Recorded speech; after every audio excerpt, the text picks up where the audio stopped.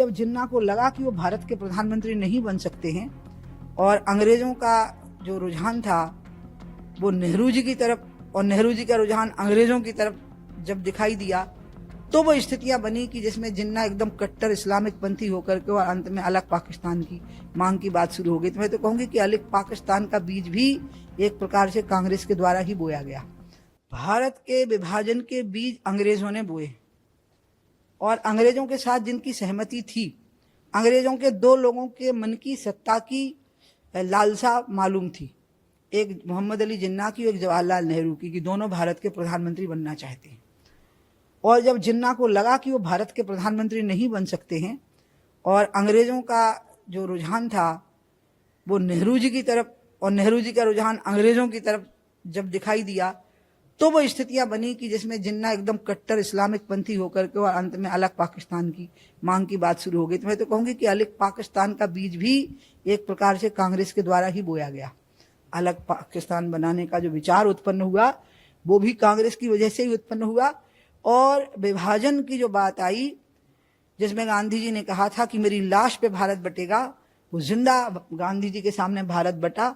उस विभाजन के लिए अंत में पूरी तरह से फिर कांग्रेस जिम्मेवार हो गई। इसलिए धर्म के आधार पर ही भारत और पाकिस्तान का विभाजन हुआ है और आज भी कांग्रेस उस विभाजनकारी मानसिकता का प्रयोग करती है। और उसने अयोध्या में भी 49 में किया, जब रामलला प्रकट हुए तो उन्हें पूजा भी करवाई और ताले भी लगाए, यानी हिंदू भी खुश रहे और मुसलमान भी खुश रहे। इसलिए पूर्णतया अंग्रेजों के साथ में जो मिली भगत हुई, प्लानिंग अंग्रेजों की थी, उसमें मिली भगत नेहरू की थी।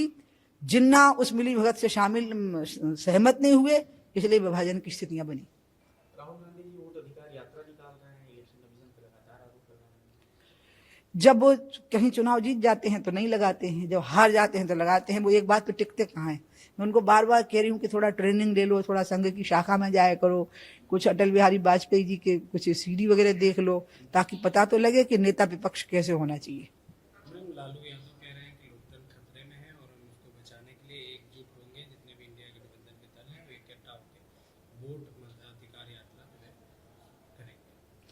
लालू यादव के समय पर बिहार में गांव में लोग वोट नहीं डाल पाते थे, उनको कह दिया जाता था घर से मत निकलना। असल में इसलिए तो इन विचारों की चल नहीं रही है, ये मात खा रहे हैं, क्योंकि ये वो बातें कह रहे हैं जिनके अपराधी स्वयं हैं। इमरजेंसी लगाने वाली कांग्रेस लोकतंत्र की बात कर रही है। अपने राज्य में लोकतंत्र की सारी मर्यादाओं का हनन करने वाला व्यक्ति लोकतंत्र की बात कर रहा है। इसलिए इनकी बात की कोई मान्यता नहीं है, इसके बीज ही नहीं जम पा रहे हैं। परिवार तंत्र वाले हैं, लोग को समझते ही नहीं, सिर्फ परिवार को ही समझते हैं। अगर आप ये वीडियो YouTube पर देख रहे हैं तो हमारे चैनल को सब्सक्राइब कर बेल आइकन दबाएं और Facebook पर देख रहे हैं तो हमारे पेज को लाइक करें।